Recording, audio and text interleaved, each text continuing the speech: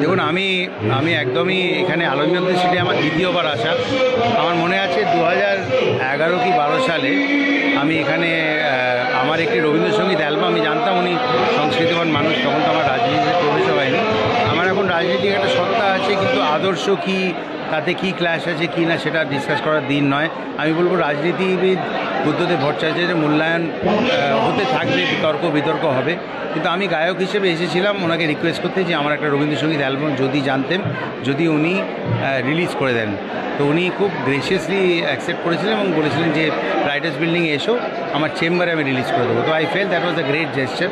তো আমি আজকে আলিমুদ্দিন স্ট্রিটেই আমি ওনাকে শ্রদ্ধা জানাতে এসেছি, কারণ আমি গায়ক হিসেবে ওনার সঙ্গে প্রথম দেখা করেছিলাম এই বিল্ডিংয়ে, এবং সেই জন্য আমি এখানেই এসেছি। আর সংস্কৃতি, ফিল্ম, আমাদের মাননীয় মুখ্যমন্ত্রী যেটা বলেছেন সেগুলো সম্বন্ধে উনি অত্যন্ত ওয়াকিবহাল এবং ভালোবাসতেন, গায়কদের ভালোবাসতেন, গান বাজনা ভালোবাসতেন। সেই জায়গা থেকে আমি ওনাকে আমার শ্রদ্ধার্ঘ্য নিবেদন করি।